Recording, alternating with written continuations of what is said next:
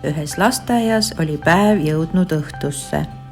Rühmas oli vaikne, seinal rippus värviline pilt. Üksik õhupall unistas sõbrast, kellega koos saaks öö läbi soojal maal tantsida. Ta lendles ja lendles ning maandus aknalauale.